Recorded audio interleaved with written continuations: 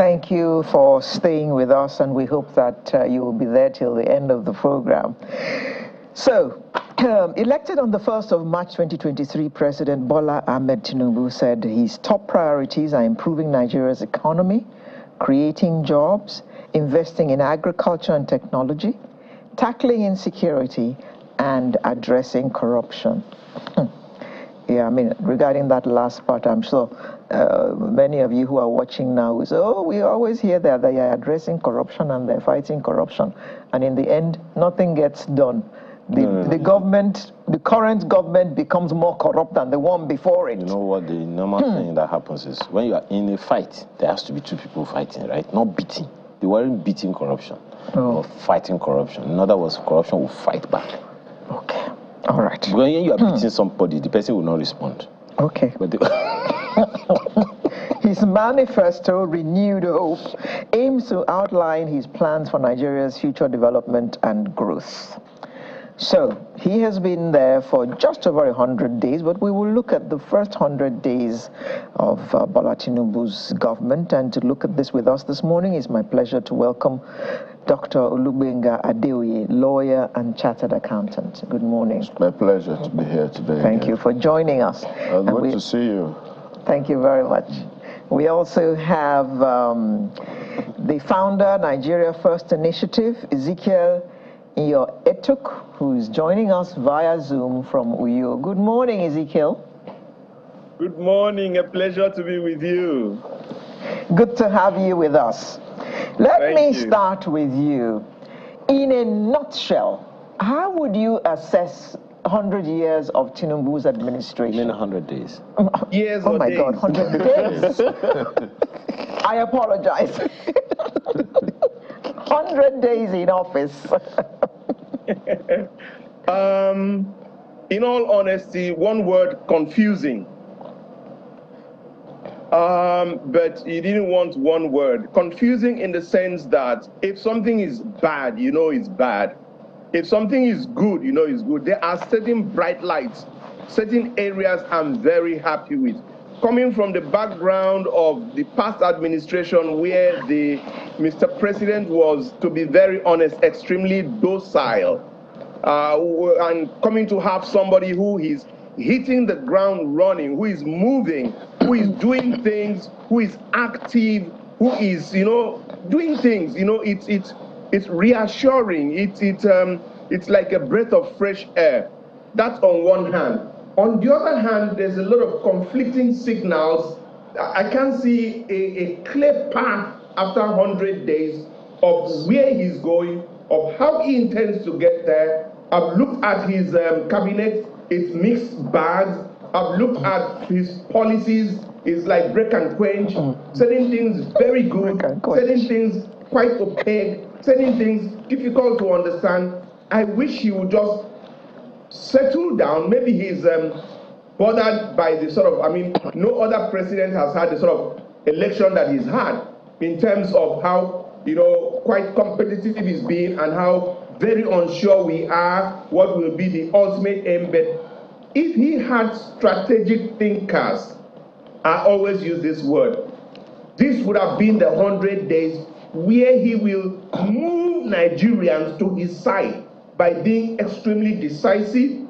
And maybe as we progress, there are one or two or three things that I think that concept of emotional intelligence is not coming in, and he needs it like yesterday. Okay, Mr. Adeoye, before we go into the details, what are your thoughts in a nutshell? Well, just like my friend and architect said over there, it seems Tinubu has something in mind that he wants to do. And judging from his speech the first day, he has a good plan. But the next thing is to see how we're going to get to that destination. But so far, I could see that from the attitude of this administration, it's an administration that is ready to make changes where mistakes have been made. For example, ministerial nomination, withdrawal, portfolio change, and so on. And the other thing is that he has also taken a bold step to look into what has happened at the central bank. And of course, looking at the makeup of the cabinet members that will be looking into the economy. So you have Wale Edo, a great professional who can deliver. And now you have the new CBN acting governor that has been nominated, Yemi Cardoso, also an investment banker. So I believe that with those cabinet members, I can't speak for all the ministers, just like you said, break and quench. You have some of the guys that are in the list that I would say this is for political patronage. But you also have the professionals. But from what I know about Tinubu, he is likely to have some more special advisors that will help him to deliver. And so what we want to hear from this administration are as follows. Number one, how are we going to improve our power generation so that we can have electricity? And you have to give timeline and say, in the next 180 days, this is going to happen. Sorry, before we go into the nitty-gritty, my apologies, because those are details that we'll be, really delving into. But there was something very critical you mentioned now, and perhaps that's why Mr. Yetok also said he talked about confusing. Let me ask Mr. Yetok first. Mr. Yetok, when you said confusing, the word that came to my, well, the understanding that came to my mind is, of course, the mixed reactions that people get or people gave to each or either of the initiatives of the federal government so far. But what I would like you to address as a politician is how significantly politics or politicking affects selection of appointees, such as ministers, SAs, heads of MDAs, and governance, the real job that needs to be done. I'd like you to speak to that, understanding, so that people will at least have a fair idea. We're not making excuses, but you are a politician. So help us understand that. What happens in such circumstances that people need to understand, at least know it, even if you don't sympathize, but at least know that these things happen and they could have an impact on governance or not? Yeah. The very first thing is that you must know foundationally that politics is a game of interest, and that winners must be allowed the latitude to savor their victory. That's the very first thing. So when you have been given a platform, I'm contested to be a governor. When you are given a platform by the party, you didn't win on your personal. No, as a matter of fact, in Nigerian politics or Nigerian elections, individuals don't win.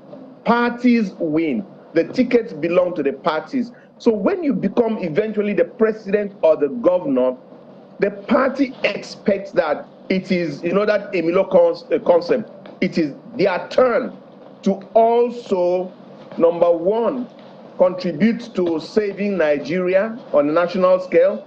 Number two, get the benefits of being in power, which incidentally or unfortunately is number one.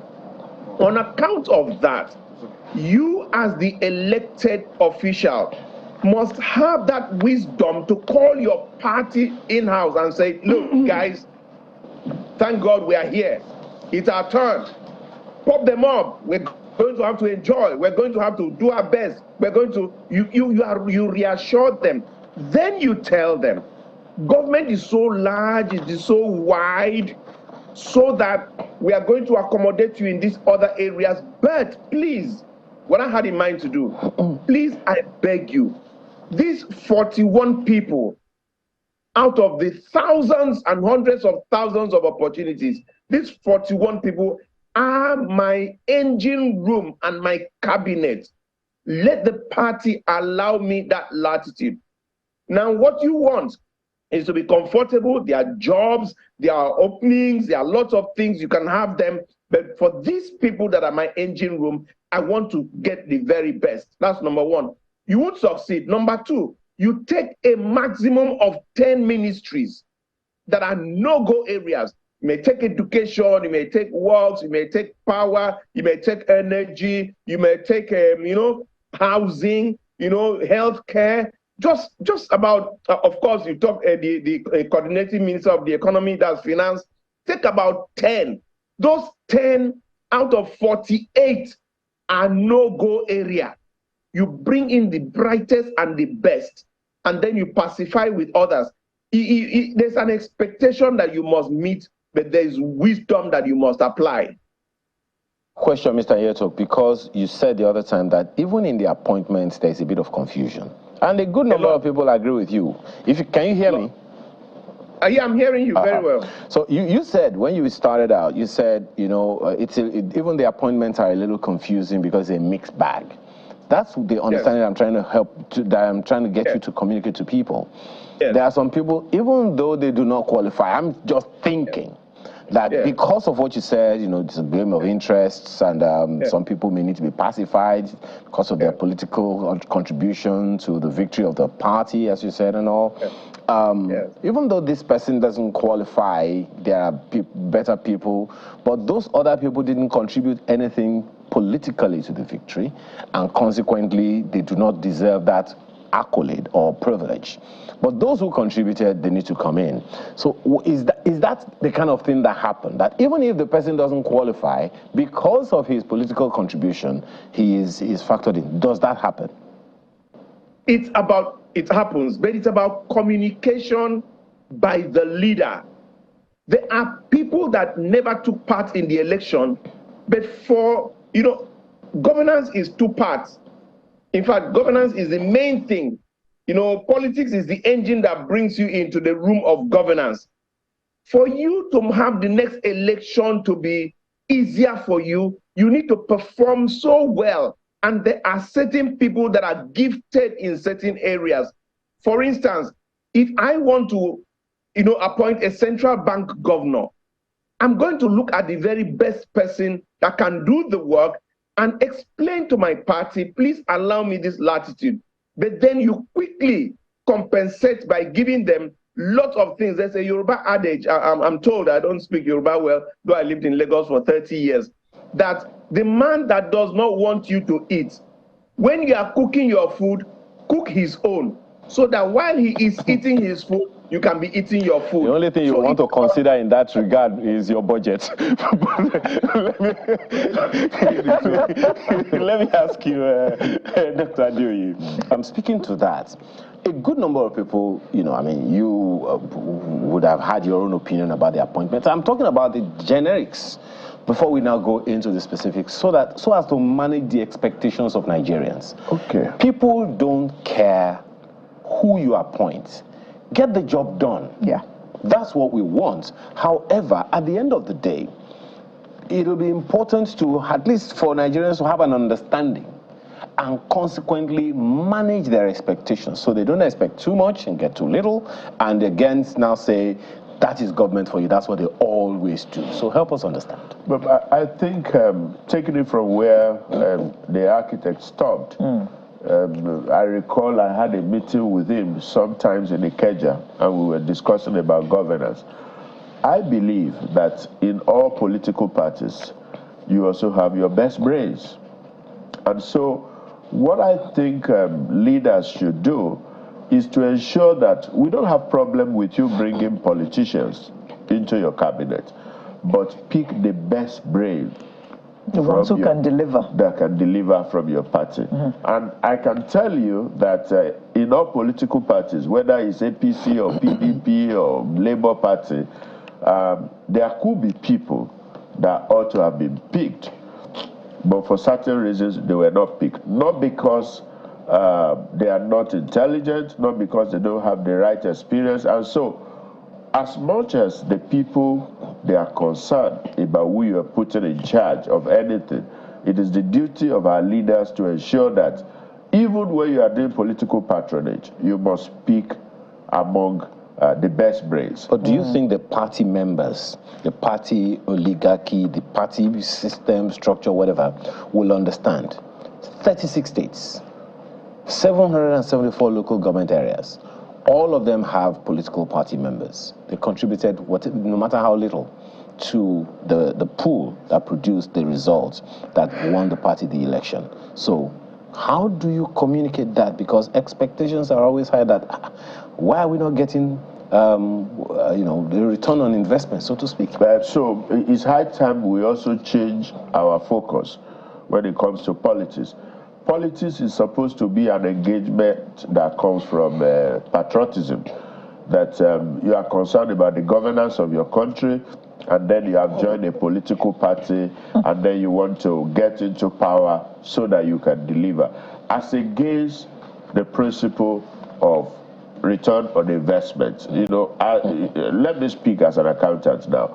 We know that whenever you put money in any venture, you are expecting returns. In fact, we pay attention to what we call the period of your return. So some people want their return in 4 years, some want it in 1 year, some want it in 100 days. In fact, some want it in 100 days. So it is now the duty of the president to sit down and say, the people that comes around you, over time, those that are coming around, the Yorubas, the Ekiti people, they call them, I don't know how to interpret, Uajeliwa, the people that are coming around you only for what they can eat. And so what principle the leaders need to adopt is to say, we want the best brain, people who have made impact in their career, who are not actually looking for money. As a matter of fact, taking up appointment for such people should be sacrificed to the country. Like Obasanjo brought Okonjo-Iweala to the country. Yeah. There was an issue about the salary she was earning at the World Bank, and Obasanjo insisted that this woman must be here. And then he needed to talk to people. They need to factor certain things about her salary. So I want the government to bring people who are okay, who are doing fine, people who take up appointments because they want to serve the country, not people who are looking for money. And that's why when you look at the recent appointment, I think I'm comfortable with a number of them. You're bringing Zach Adeneji, a professional accountant, first-class material from Ife, to as the acting chairman, who will eventually become the substantive chairman of FIRS. Brilliant guy, young as well. As against for you to go and bring one man that is supposed to have been retired. So these are issues, and I believe that from what we know about Tinubu when he was governor of Lagos State, we must not make the mistake of thinking that when Tinubu was governor, he was a younger person. And those people that worked with him at that time, they were also young people. The likes of Oshibajo, Yemi Cardoso, Wale Edo, and the rest. Now, if you check the age bracket of these guys now, you have 69. Some of them are 68. They are now old. So the kind of energy that you're going to expect from them is not going to be the same as it was at that time. Yeah. But that does not in any way reduce their intellectual capacity. Yeah. So I expect a more mixture of youth in the cabinet that we have Bosu Tijani and Edu, the other lady. So I think a few of them actually. A few of them. So we actually need more, so that the president can now sit down and say, guys, this is what I want. How are you going to do it? 90 days, 180 days, this is what we want. So, and then his appointment with the army chiefs also clearly shows that he understands the dynamics of balancing appointments. Ezekiel, Dr. Adeoye brought up something when he was talking. He brought up the issue of patriotism. And I picked on that because I'm thinking patriotism in Nigeria. People always quote Kennedy don't think what your country can do for you, but what you can do for your country.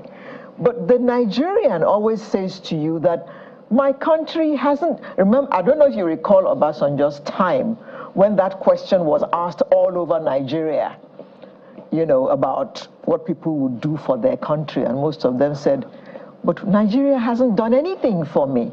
Nigeria didn't even pay my school fees at primary school level. My parents had to do everything. So why should I be thinking of what I can do for Nigeria?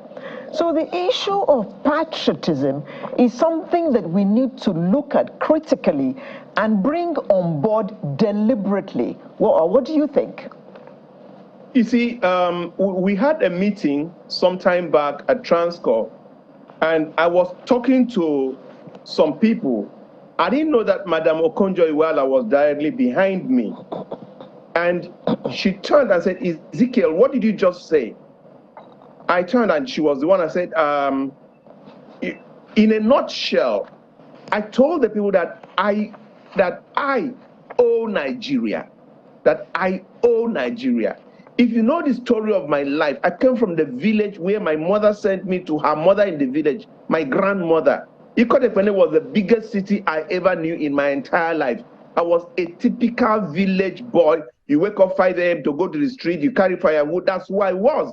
And from nowhere, in a way that till tomorrow I cannot explain, I gained admission to Federal Government College, Warri.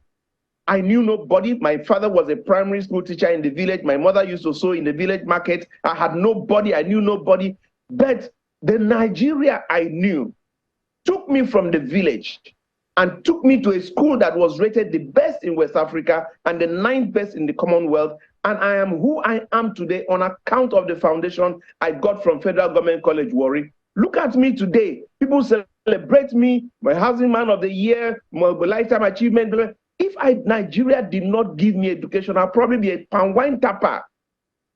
Now, even to my own children, this story sounds like, Daddy, come on, wake up. Which Nigeria, this one or which one? Even my children, our children don't have an idea of this Nigeria. I had a Nigeria where you could open the public tap, and water comes out. We used to go and fetch water in pump, carrying pail. That's the language then. We used to have light. That was the Nigeria that we that are in control of the system today. We have so easily forgotten where we came from. We have so easily forgotten the Nigeria that gave us what we have today. Those that were from a free education of the Awolowo days, they are the people in power today. What have they done to education? They've destroyed education. And then patriotism cannot be legislated. It cannot be legislated. You must give the young people reason to believe. Look at what they did for the first time. They tried to come into election and, gingered, and Nigeria happened to them again. We're now hearing these sort of stories. So the young people, before now, they did not know Nigeria. They needed a country. So they created an alternate country called Niger for themselves. So they brought about Niger Jams, Niger Fashion, Niger Nollywood, Niger. All those things were done by young people without an input from the president or from the country. That is why when our sister, the former NAFDAC lady that became the Minister of Finance, how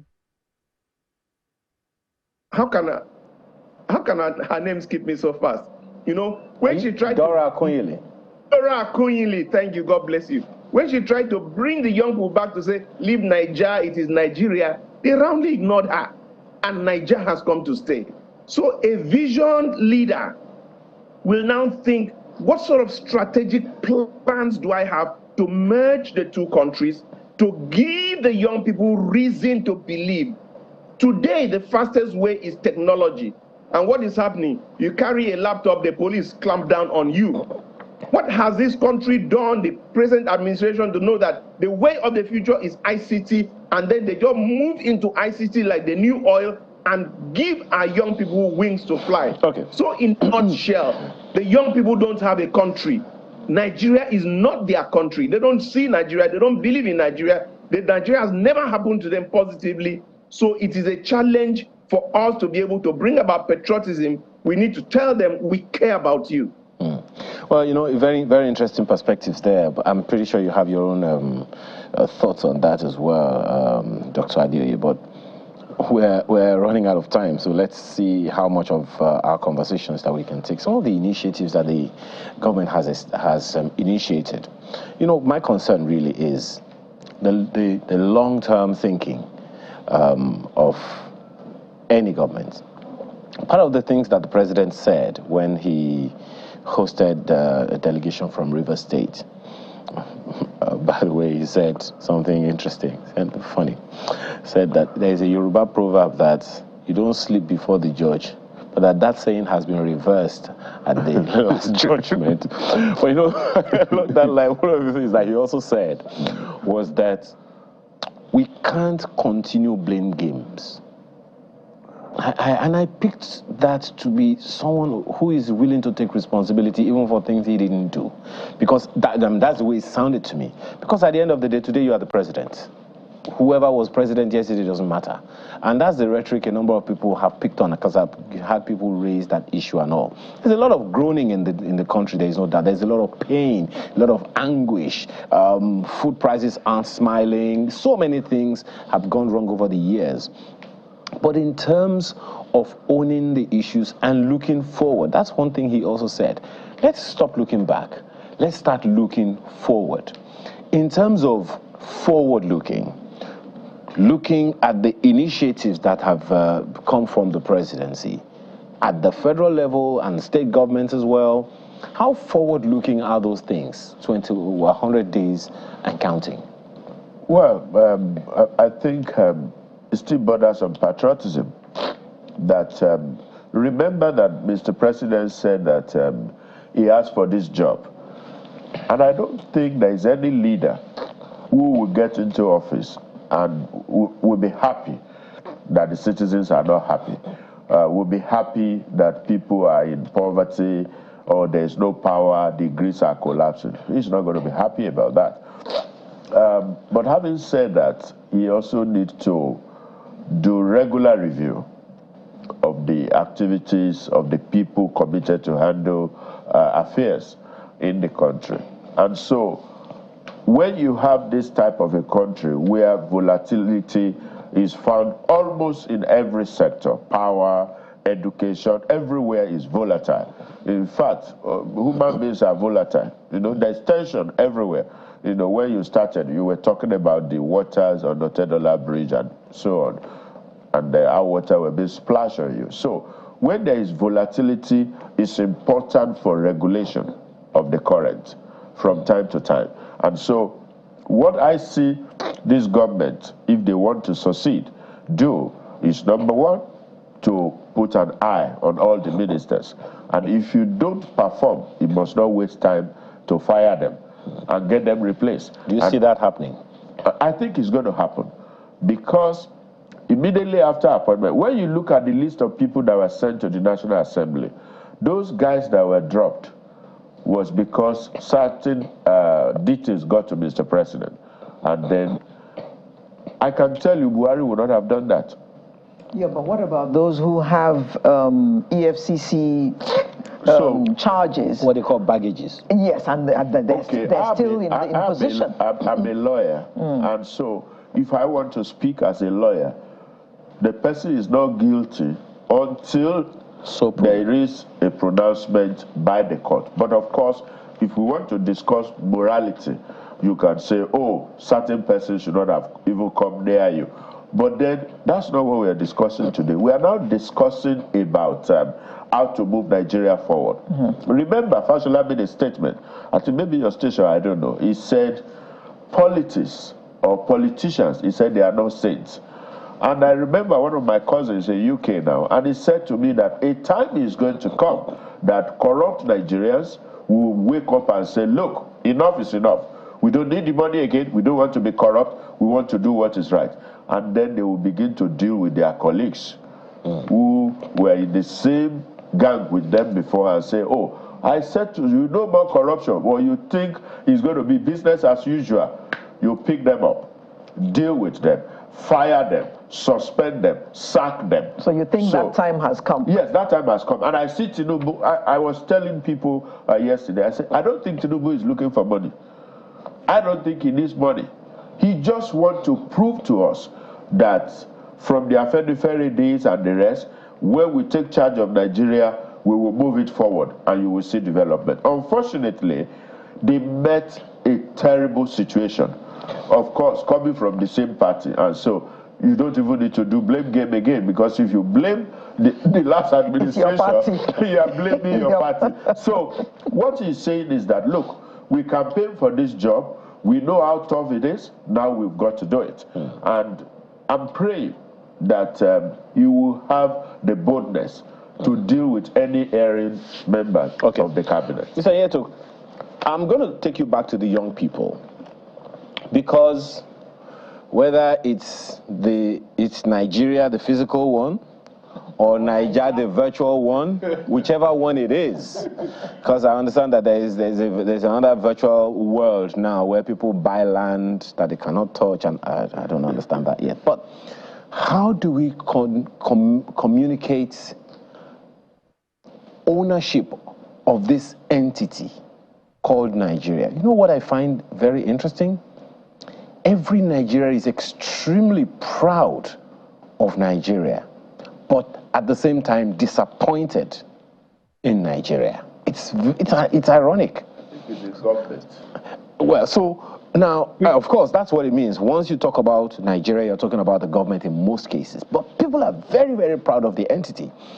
Now, the challenge is with government, not governance, but government, the people who do it. Speak to the location of youths in the different states and the signals they receive from Nigeria through the states. And how do we begin to communicate to them that they don't need to just complain about these things, but actually take ownership? Because sometimes you are not given, you literally have to take. You know, the very first thing the Bible says, as a man thinks in his heart, so is he. Now, we run a system where Mr. President is almost the Alpha and the Omega. The thing I have in my mind is I pray that he has nothing against the young people. Because if he does, whatever we are doing is a waste of time. But if he is favorably disposed to the young people, even if he doesn't know what to do, there are many of us that will tell him 1, 2, 3 things to do. Number one, please don't say it, do it. That's number one. Don't just say it, do it. In fact, do it and then say it. If somebody believes this guy is not going to give me anything, watch and see. The man comes to you and the first thing is, oh my guy, how are you? Well, I have a little present for you. He gives it to you. It just changes your mindset. It's like, wow, what do the young people want? They want sports. They want ICT. They want entertainment. What is that first engagement that Mr. President says, as far as ICT is concerned, as far as sports is concerned, as far as entertainment is concerned, that is the way of the future. The young people have made this country proud on account of all those things, and we must invest in them. Number two, they want job creation. Within that context, I have the 7 fundamentals of social governance, and fundamental 1 says social governance is a bottom-to-top approach to governance and development with the primary objective of bringing the people out of poverty. Invest in MSMEs. Invest, that is where the young people are. Harvest them. Invest heavily on them. All these palliative things that you are doing. If you had turned to say, look, the young people, I want to make sure that you start to have a home. I want to make sure they have a job. The young people, this is your turn. Just like you talked of Emilokon, you now say it is your turn, young people. And let me tell you, you know, I'm called the National Youth Headmaster. You know what the headmaster does? He carries a big cane to whip you to line. Then you now say, young people, whether you like it, you don't like it, you must do it. I have come for you. Here I am. Once you give that animation, Dr. Adeoye will tell you, we work together so much. And he talked about bringing people who are passionate and patriotic to be part of the system, if not the main drivers of the system. The moment that our president is willing to think that way, there are hundreds of thousands of people that are just waiting for him, and they will just give him the sort of support that, leave these old people alone. Leave us, the old, November 1, I'll be 60. Leave us alone. Concentrate on my children and my children's children. My grandson just turned 6 years old on Wednesday. And then we are the ones that you are talking about. Leave us alone. There's something called arrested development. If up to 50 you do not take care of your life, leave them alone. Concentrate on 50 and below. Face them. They are those that will vote for you. It's even politically expedient. So that's my advice to Mr. President. Look for the young. If there was one post I would, I've never accepted any appointments in my life. There are 2 appointments that I will apply and beg to get. One of them is national orientation. The DG, that place, that man, whoever the person is, should be funded. Get somebody who is loved, somebody who is passionate, somebody who is believed. Leave politics alone. If Mr. President is serious, the DG, National Orientation Agency, let that agency report straight to the presidency. Interestingly, Mr. Nyetok, now it's not just the Ministry of Information, it's the Ministry of Information and National Orientation Show. So we can say that that function has been promoted, so to speak. But you haven't spoken to the states. What roles they have to play about this? Let me tell you what happens. The moment the president takes governors, I'm sorry to say this, we are expecting dogs to meow or cats to bark. These guys didn't come in for service. They invested so much and they've come in, like Dr. Adeoye said, for state capture. But we, like Channels is doing now, can continue the advocacy and they will buy into it. So the states need to know that their youth should be their top priority. Priority 1 should be the young people. The governors should do that. And when you have a president who looks that way, you have a national orientation agency that looks that way, our politicians are follow. Before you know, every governor is starting to talk young people, youth, young people. Let the president take the lead. Trust me, the governors will follow. And then the social media will, social media no get boundary again. No. Once the social media starts to happen to you in your state, bros, you go change. No matter how tough you think you are as a governor. Thank you, Ezekiel. Now, we've got to start winding down. So, Dr. Adeoye, what is your final word on this? 100 days and counting of Tinubu's government. So I think looking at what they have done so far, is more of policy. I want action. And my suggestion to the government, both federal and state, is to say we have 36 states in the country, plus Abuja, that's 37. Can you go around all the states and have an incubation hub for entrepreneurs, young ones, 1,000 human beings, and say, what do you want to do? And then focus on the comparative advantage of their location. So if you are in the Northwest, we're talking about having a ranch. If you are in the Southwest, we are looking at technology, commerce in the Southeast, and so on. So go around, let's have a database, and then let's look for funds. Put them in an incubation center, innovation, entrepreneurship, and then you fund them. And you will see in the next 20 years, when you look into Nigeria, we'll be like China. Ezekiel?